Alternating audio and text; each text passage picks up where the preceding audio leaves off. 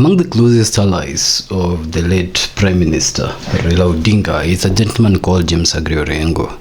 James Orengo is currently the governor of Siaya County. He is a gentleman whose name in the Kenyan political scene gets mentioned a lot of times, but for a very long time gets mentioned on the sidelines. We will put his speech at Opoda Farm yesterday before the People's Mirror in a few, but then it's very important to just introduce him briefly and understand him.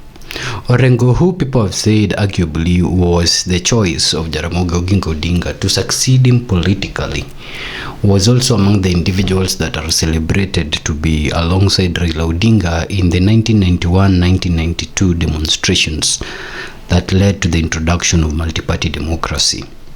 And Orengo's journey politically with Raila Odinga has existed from then and has been solid until the time that Agri James Orengo laid to rest his friend. His journey even with Raila politically can be stemmed to how when the new constitution came into force, Raila ensured that he became a senator of Siaya. And people have said for a lot of times that Orengo never really campaigned. Orengo is one of the people that always kept having direct ticket from the party because of the closeness that he had with Raila Odinga. And is also among the individuals that put his heart in the line when it comes to the defense of the election petitions that Raila Odinga always took to the Supreme Court. In all of them, from 2013 to 2022, James Orengo was among the lead counsels always. So this senior counsel, who is also the governor of Siaya County, is of interest to us because of the speech he made yesterday and the effect of that speech. You see, Orengo disappeared some times back, and people were actually worried. So people, for like a period of a week, no one knew where Orengo was. Later on, it was said, or it resurfaced, that he was perhaps poisoned and he was seeking medical assistance. Then he resurfaced. He resurfaced at the burial of Ongondowere, in Kasipul. That was the first time people were seeing him in the public limelight after quite some time in disappearing. So people also thought that when Raila Odinga died, because of the closeness, a lot of pictures have been circulating in the social space of how Orengo was actually close to Baba than most of these other people. And so because of his closeness to Raila Odinga and the fact that people also say that Raila's father, Jaramogi, at a point thought him the best successor of himself in politics, that after Raila died, he would have replaced Raila's position in the party. But as fate would have it, he did not replace Raila's position in the party.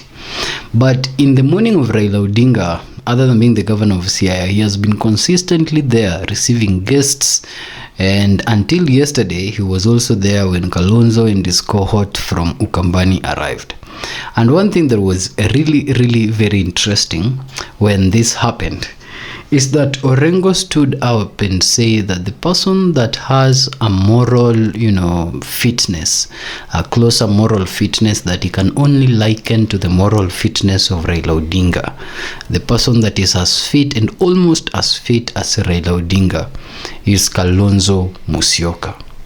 While saying this, Orengo repeated thrice. He said that for 3 times he has sat in discussions of who becomes the presidential candidate in coalitions, for 3 times. And he repeated that thrice, that he has sat in this particular coalition decision-making platforms for 3 times. And out of all these 3 times, Kalonzo has said, "I am living for you, my brother." That is in 2013 elections, in 2017 elections, and in 2022 elections. And he says in 2022 elections, when Kalonzo was not even being considered as the second person, Kalonzo still said, "I am living for you, my brother." And so he was using this to show that having been close to Raila and having seen Raila and Kalonzo together and having seen other people and Raila together, the person that he feels is morally fit, very fit to replace Raila Odinga really is none other than Kalonzo. So what is the effect of this politically and within the ODM space? You see, as people are still struggling for power sharing within the ODM space, as people like Wanga are quoted making reckless statements that if you do not work with a governor or if you do not work with the president, then you will find it very, very difficult for development to come to your people.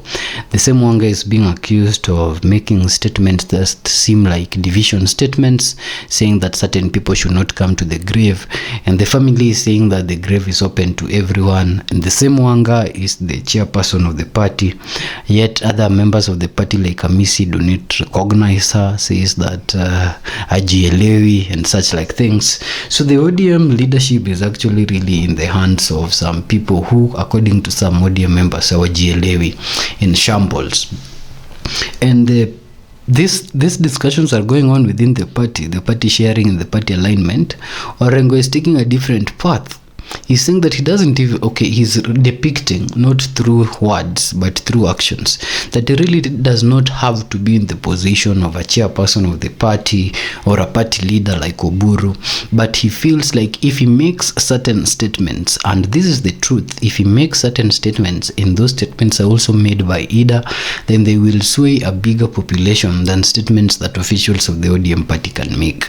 And so I feel like the power transition that is coming now from the ODM party to the Oginga family, specifically to Mama Ida Odinga, is being associated also to the statements of Orengo and people like Ruth. And they're going to form a new cohort of power struggle that is the Odingaism, that will be independent of the party ODM, that will be so strong than the party ODM. Because when Orengo repeated that there is no person whose moral fitness he can attest is closer to Raila other than Kalonzo, he really gave Kalonzo all the support. So people who follow Raila and people who follow Orengo. That was a direct one. That is not one that is going to be contested by Ruto. And he's saying this after the burial of Raila has been prepared by Ruto and everyone. It's an ISO to the Ruto government and it's affected them. So politically, the statements of Orengo has put Kalonzo in a place of advantage. And we want to see how this advantage plays out, whether the Kalonzo Wiper party is going to merge with ODM or whether the Kalonzo Wiper party is going to work directly with the Raila Odinga's family. This is something that we don't know for sure how it's going to work. But the way it seems is that the Odinga's family and the closest allies of Odinga himself recognizes people who are also close to Odinga. And in that recognition, Kalonzo's name comes top. Now that marks the end of the series of the reflections of statements that were made at Upoda Farm, and we hope to see how that transforms into a voter alignment and a voter decision come 2027. Is the Nyanza base now going to depart the broad-based government and rally behind Kalonzo Musyoka, or is it time for Kalonzo Musyoka and ODM to merge now that other members of the ODM party who are also celebrated by the people directly, like Babu Owino, also find it very easy to work with Kalonzo Musyoka? So Kalonzo Musyoka stars keep building up ahead of 2027 elections, and that might be good signs to the united oppositions and big headaches to the UDA government. But we hope to see how everything plays out in the main ballot box in 2027.